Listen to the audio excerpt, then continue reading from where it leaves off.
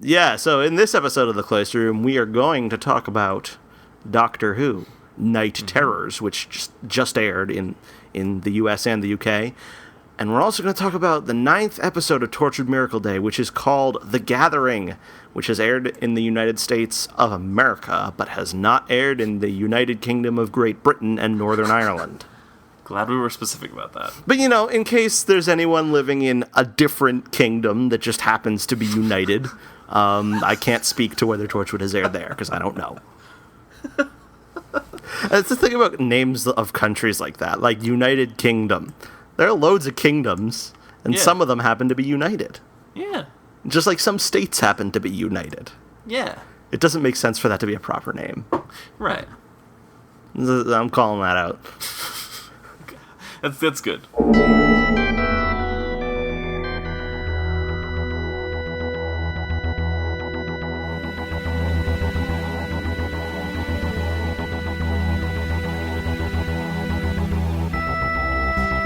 I'm Tom Dickinson. And I'm Louis Midas. And this is The Cloister Room, a podcast about Doctor Who and other things.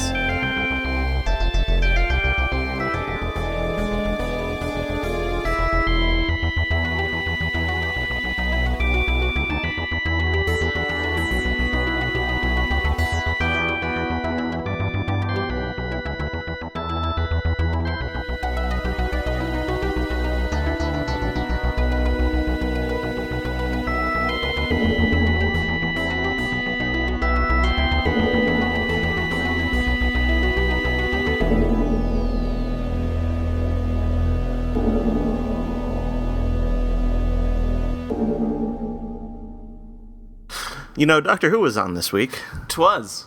Yeah. Night Terrors. Yes. You know, I was pleasantly surprised by this episode. Really? Yes. Surprised how? Because like, I looked, you know, when I saw the preview trailer, I couldn't really, it didn't look all that interesting to me. It looked kind of just, I don't know why, but it looked ordinary, and for some reason that was bad in my mind. Mm-hmm. But it turned out to be good. Like, it was, I guess it kind of was, you know, your sort of ordinary Doctor Who episode, but it was a very good one. I found it was very enjoyable. I actually only watched it the once, but I liked it a lot, and it was kind of, it just sort of, I don't know, at every opportunity I was just thinking like, wow, this is, I feel like this is the kind of episode I would show to someone who wanted to get into Doctor Who. Oh, that's a good thought. I hadn't thought of that. Yeah. Because it's not very mired in continuity or anything like that, but I agree, it was a really good episode. Yeah, and it just seemed like this is, I just, actually, the thought that I had several times while watching this episode was, man, I really love the 11th Doctor. Yeah. So that was a recurring thought, and I feel like this episode sort of showed off Matt Smith at the top of his game, I guess I want to say. Yeah, I think I agree with that. I too really enjoyed the episode overall. And I guess I might even say I was a little bit surprised, because I think out of the episodes that have been written by Mark Gatiss, this is probably my favorite one that he's done. I would agree.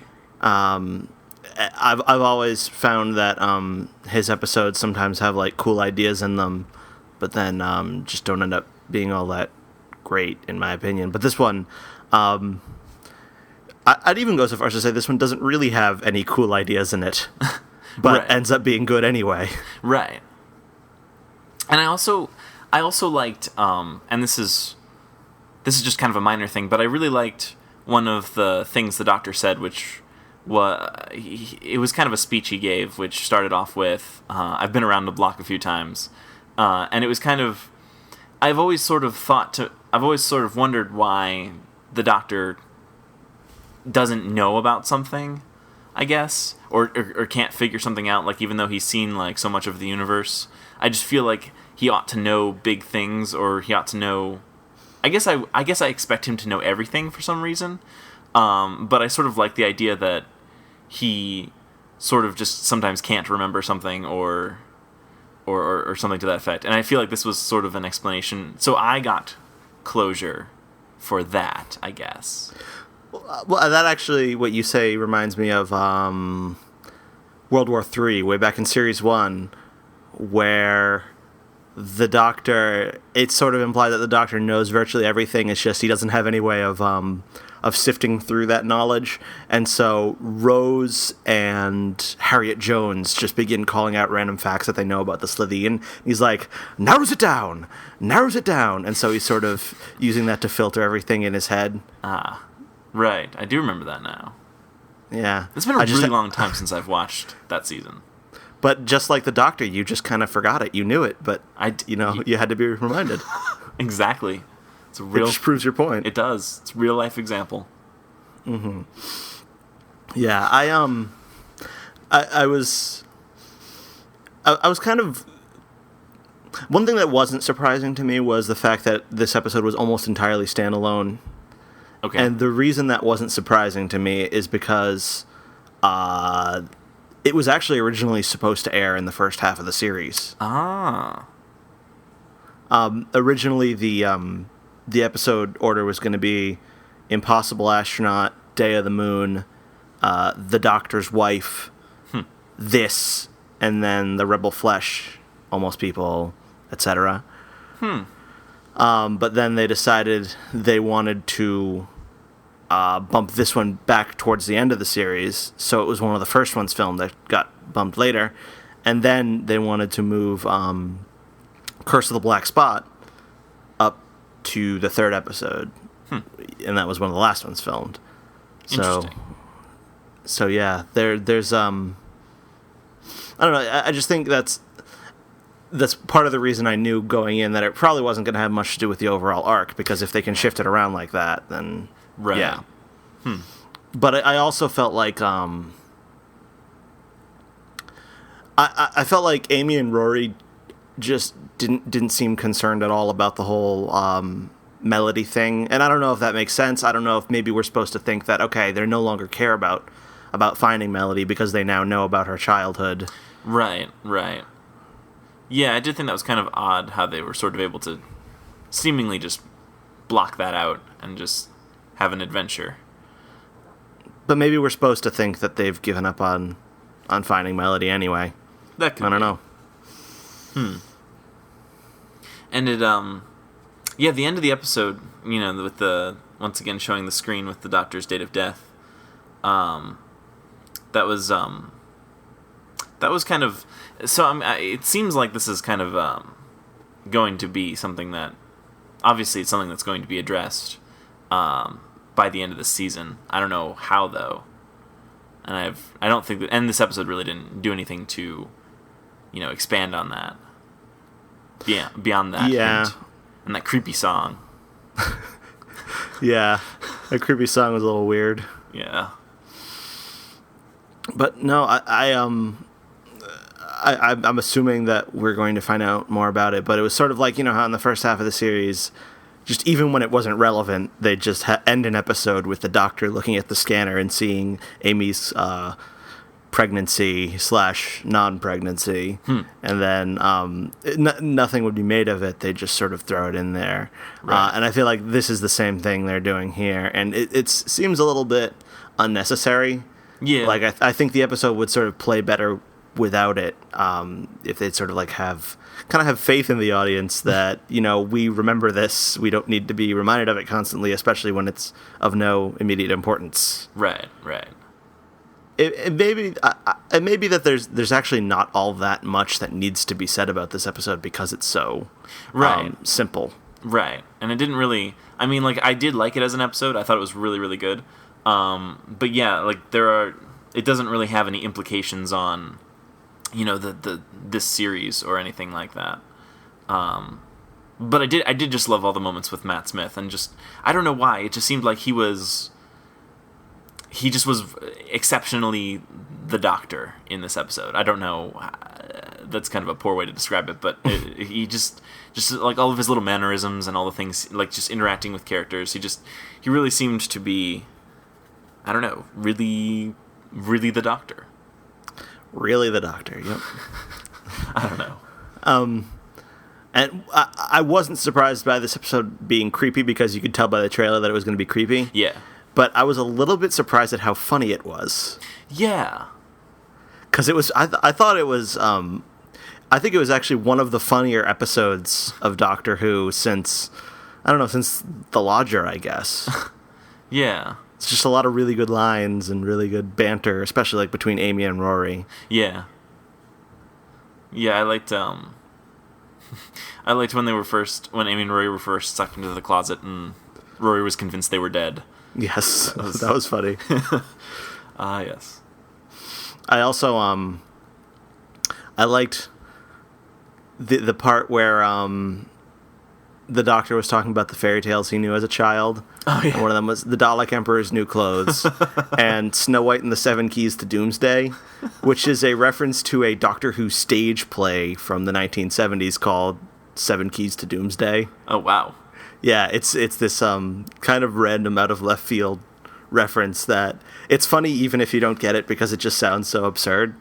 Right. But if you do get it, it's just this little extra. I can't believe they just said that. Yeah, how about that? It was quite enjoyable. I liked it quite a bit. One thing that bothers me though at the end is that they're still going to get kicked out of the apartment if they don't pay the rent on time. Yeah, wow, that's unresolved. It's just sort of like brought in there. It's like, oh no, this family's having financial troubles and that's putting a lot of stress on them. But then at the end, it's like, well, okay, I guess they've got each other and they're a happy family. And well, they got their kid fixed. Right. So maybe they can put him to work. Send him to the mines and have him earn $1 a day or something. There you go. Mm-hmm. To be fair, when the kid summoned the Doctor, he didn't mention, "Oh, and please fix our financial troubles." No, he didn't. The Doctor probably didn't even know. Yeah. I mean, it would have been nice if the kid had just mentioned that also. Maybe the financial troubles that they're having will come into play later in the series. Maybe. Like, maybe it's... Well, George, that's his name, George, Yes. the kid, right? Yes. George is the one in the spacesuit, and he's doing it for money. Yeah, of course. It all makes sense now. Yeah. No, wait, where was the mom for the entirety of this episode? That's right. She was in Lake Silencio, Utah, wearing a spacesuit, killing the Doctor. That's like it. you do. Well, yeah. Pays a lot of money It being does. an assassin. Yeah. We solved it. Yeah, I guess we did. I mean, I was actually pretty sure last week that it was going to end up being River,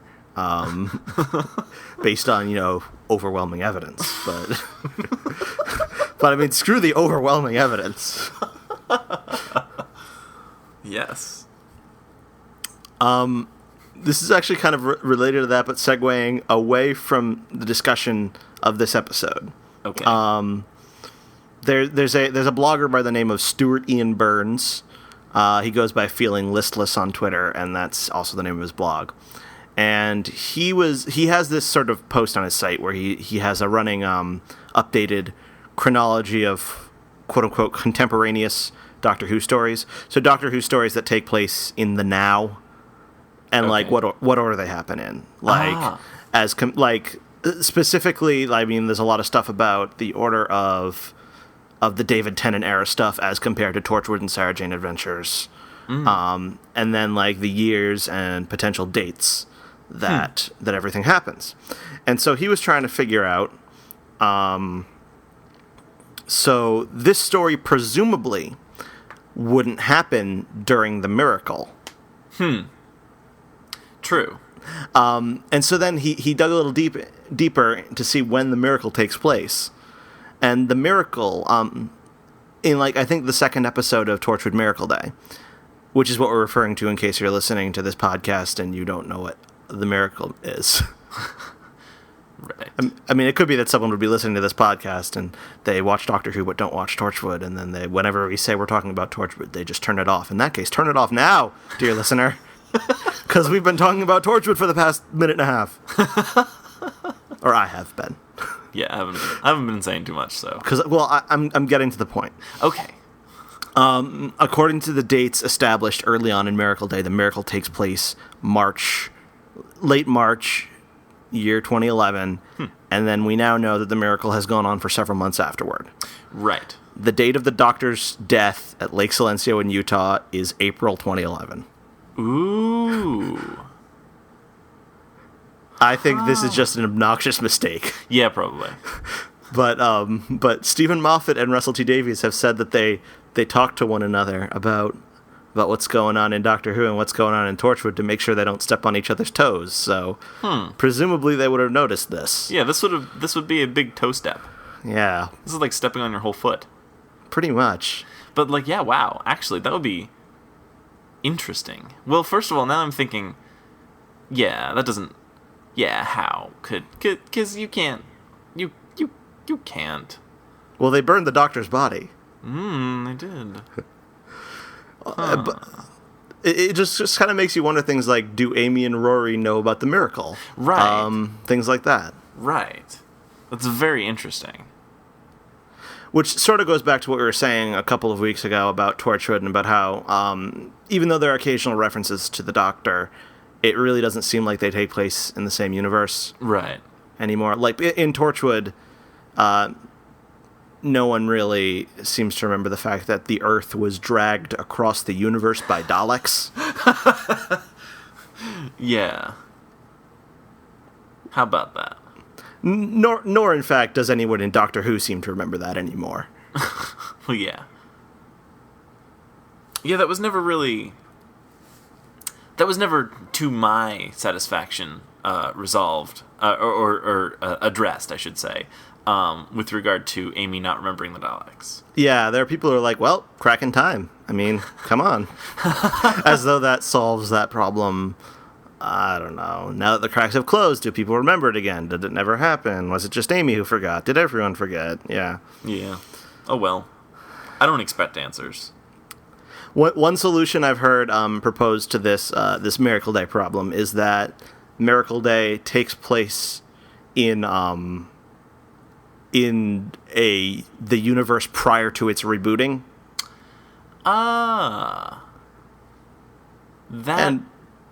That's interesting.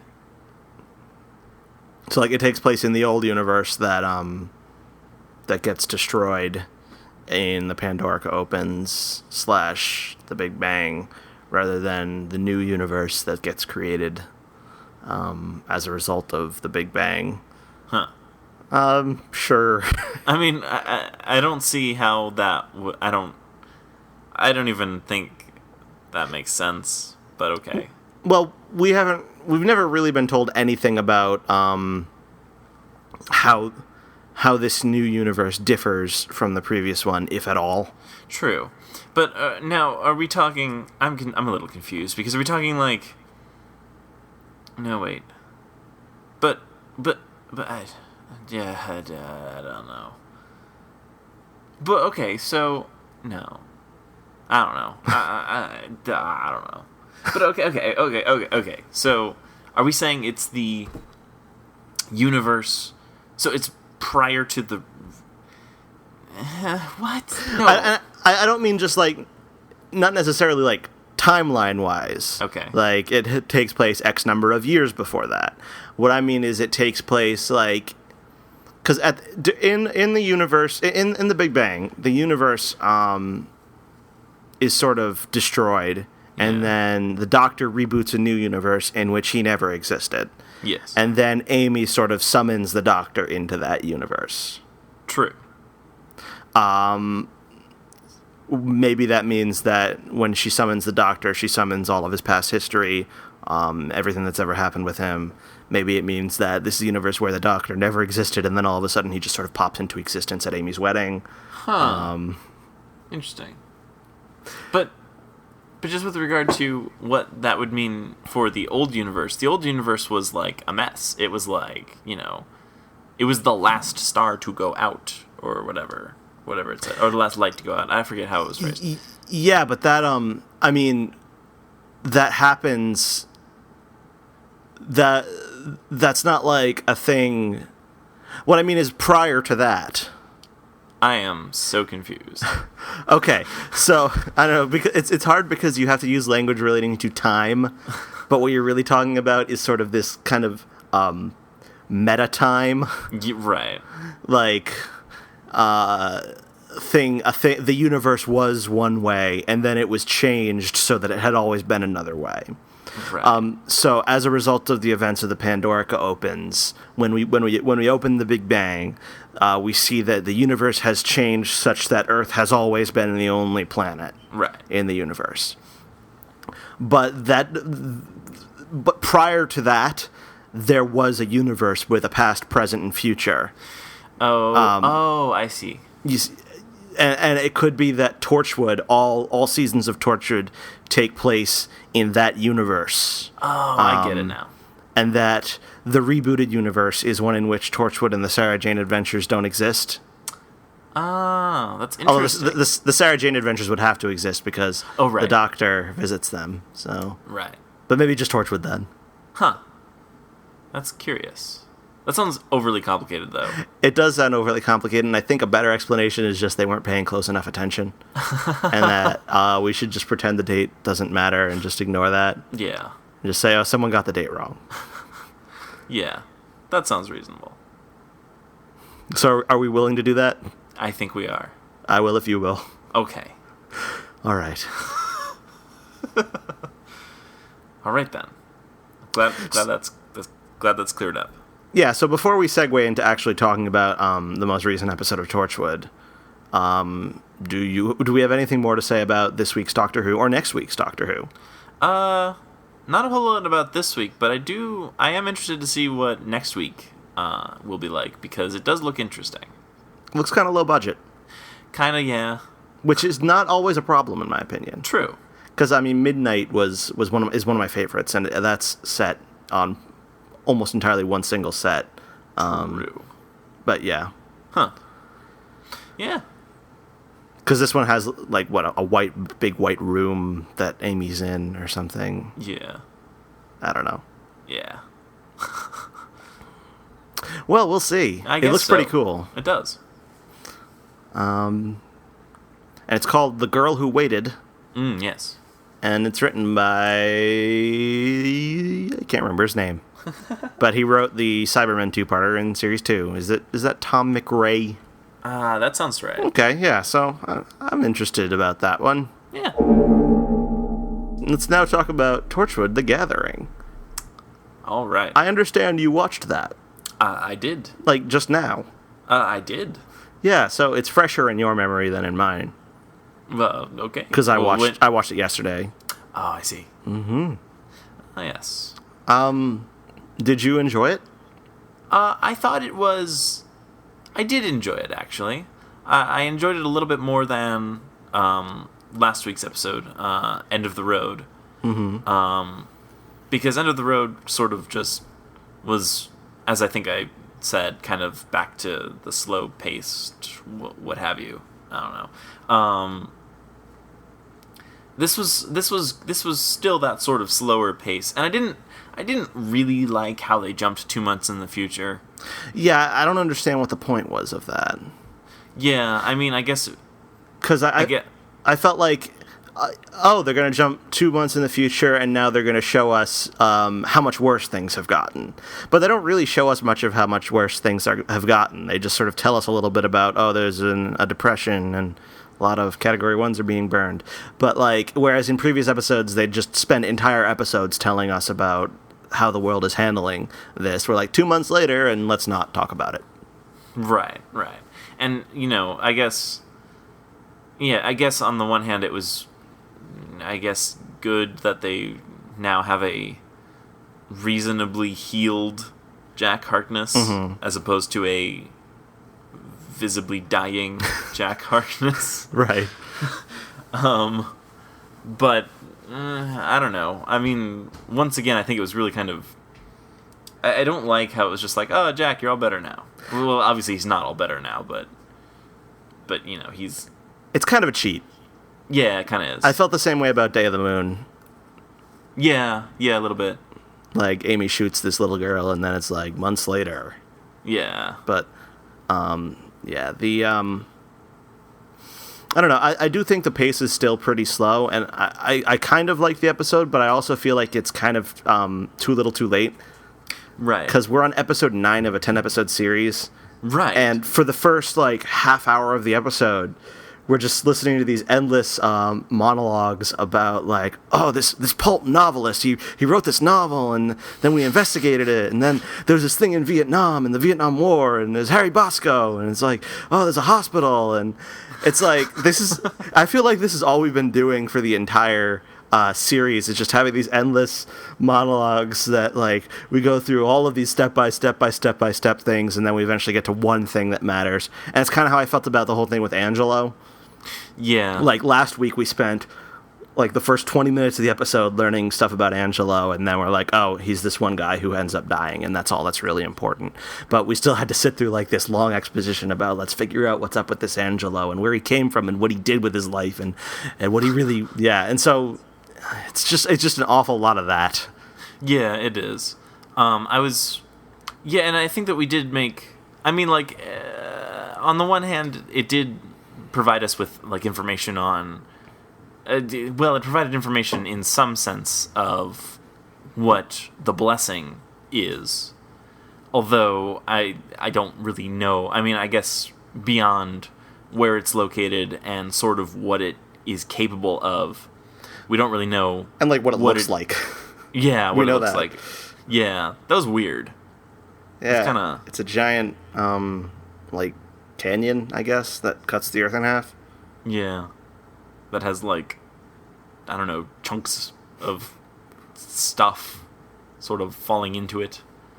Kind of a weird, I don't know, that's kind of weird. Yeah, we also don't know how long it's been there, what it wants, if it's capable of wanting anything. Right. I guess we kind of vaguely know that it wants Jack. Yeah. But I can't help but make the comparison to Children of Earth, where by the third episode of Children of Earth, we knew exactly what the 456 wanted and why. Right. Whereas with this series, we're still, there's no bad guy still. Right. There's just this vague concept of the blessing that we don't really know what it is, what's going on. But it does finally seem like we're getting there. Right. It does. I do think that, it seems to me like it's kind of, I just don't feel like I will get a satisfactory resolution to all of this in just one episode. Mm-hmm. I find it very hard to believe that this is all gonna resolve itself, and I feel like, I guess what they could be setting up some sort of, future thingy, some sort of, for all the stuff that's happening, we have to, I don't know what the conclusion will be, but it seems like asking a lot to have it be the whole world goes back to normal. We find out what's going on with the families and what's happening with this blessing, and that seems like a lot to cover in just one episode. I have a feeling that they are going to cover it all, and they're going to cover it all somewhat badly. Yeah, I could see that. Their options at this point are to either cover it all, but do it in a way that just throws probably lots more expository monologues about stuff, just characters getting in rooms together and talking endlessly. There's probably gonna be a lot more of that, or it could just be this exciting action-y conclusion that doesn't really satisfactorily explain anything, but goes boom. Well, I like the idea of going boom. Yeah, that'd be cool. That would be. Although, if the blessing goes boom, that's kind of the planet. Yeah. So maybe not. Mm-hmm. But it could be fun. I'm also guessing that it's going to involve some kind of sacrifice by Jack, like the blessing wants to eat him or something, and he's got to throw himself in there to bring the world back to normal. Yeah, I was thinking that too. Whether he's going to survive or not is another issue, but in terms of setting up things for the future, I know that they kind of want to do more Torchwood, but there aren't any specific plans for more Torchwood right now. Huh. So, like, it hasn't been renewed. I don't think there's any idea for another Torchwood. I think it's sort of up in the air at this point. Yeah. I don't know. It just... Yeah. I think that... Yeah, I don't know. It just seems kind of... I don't know. I don't know. I don't think you could... Well, I'd like to see Jack, like, I don't know, sacrifice himself or whatever, but at the same time, if you're going to make more Torchwood, you kind of need Jack Harkness. Well, You don't necessarily need to, but, I don't know. Someone's got to become the face of Bo. Yes, the face of Bo. Yeah. Yeah. Are you familiar with the vlogger Zay Frank? I wouldn't go so far as to say I am familiar, but I have heard of him. Okay. So he did this vlog project called The Show, and during the show he had this idea called Earth Sandwich. Oh, I have heard of that, actually. And the idea is that two people on exact opposite sides of planet Earth would put a piece of bread on the ground so as to make an Earth sandwich. And he created this utility using Google Maps that would allow you to find the exact opposite place on the Earth. And Shanghai and Buenos Aires are not exact opposites of one another. Oh, they're not? They're very close, but not close enough for me. Oh. Yeah. So what would be the exact opposite? Well, I think the exact opposite of... I don't know, because you have to sort of find yourself on the map manually. You can't look up coordinates or anything, or look up a city. It's just you've got one map and then another map, and they're next to one another, and you sort of scroll around on one map, and the other map scrolls correspondingly, and you can zoom in and out on either map. And I'll put a link to it in the show notes, but I don't have it handy right now. But in any case, hold on, I might have taken a screenshot, because that's, what I do. Of course. Yeah. So I'm looking at a screenshot, and on one side you've got Buenos Aires, and it's about I'd say 150 to 200 miles off the coast of Shanghai in the East China Sea. Aha. Whereas if you did I take a screenshot of Shanghai? The converse of that would be if you were in Shanghai. I don't know, but I think you'd be somewhere in like Uruguay or something. So yeah, they're not exactly right. It's not exactly bisecting the Earth. Maybe the blessing's a little off. Huh. Maybe.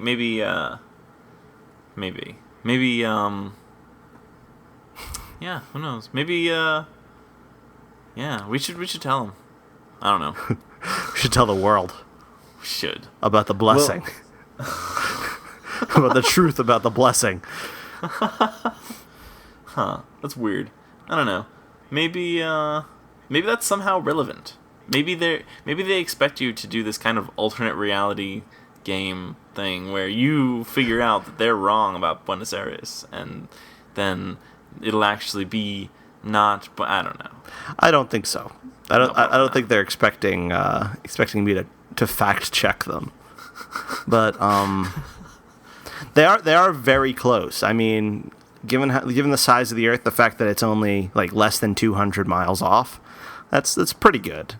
But still, I don't know. The blessing is not exactly precise. Maybe the blessing just got lost halfway through the earth. Could be. Took a wrong turn at Albuquerque. Yeah, exactly. Yep. Sure, why not? So yeah, I still think everyone who died is gonna stay dead. Mm-hmm. Still, I think we're probably gonna see Jack getting his immortality back. Yeah. And I mean, other than that, I don't really care at this point. Yeah, well, actually, it occurs to me now, I don't think that they've really ever discussed... Yeah, they never actually have, or they have not yet revealed who is responsible for the miracle. Well, exactly. Is the blessing a conscious entity? And if so, then I guess we can assume that it created the miracle, but we have no idea why. Okay. All right, but if we're assuming that, then what do the families have to do with this? I think, because the families, correct me if I'm wrong, but the whole thing about the families is the families were trying to create immortality. Uh-huh. And my thinking at this point is that the blessing is some kind of alien thing that made a deal with the families to make the entire human race immortal in return for something. And I would think that would be in return for Jack for some reason. Although, if they have the power to make people immortal, I don't know why they necessarily need Jack. Right. Could be. Maybe he might have slept with it once. He might have slept with the blessing, and it's angry that he never called back. I'm sure that's it. Because Jack is supposed to be like omnisexual. Right. So, although these days he's just sort of gay. Yeah, I noticed that. Yep, he sleeps with men. Yeah, I did notice that. Yeah, and to exclusively men, pretty much. That we know of, but yeah. Right. Okay. But do you think Oswald Danes is going to make a heroic sacrifice to redeem himself? I don't know. Like, I half expect him to, but at the same time, I don't know. He hasn't spent much time being a good guy. Maybe he can change. Maybe. Well, actually, one of the things about him that I actually thought was kind of interesting was, I think this was in last week's episode, or was it, I don't know, I don't remember what episode it was in, because I watched them all sort of at once. Well, not all at once, but successively. I'm glad you clarified. Thank you. There was the time that he wanted to sleep with that prostitute. Oh, right, yes. But he was like, he sort of, he's trying to break out of his ways of the past, but everyone just keeps pushing him back into that. And he sort of gets frustrated and he's not successful in changing. But there does seem to be at least some kind of impulse to redeem himself in some way. Right. Yeah, so I can see that, actually. Also, there have been references to him wanting to die. True. So, yeah. This could be his big chance. It could be. It could be his big break.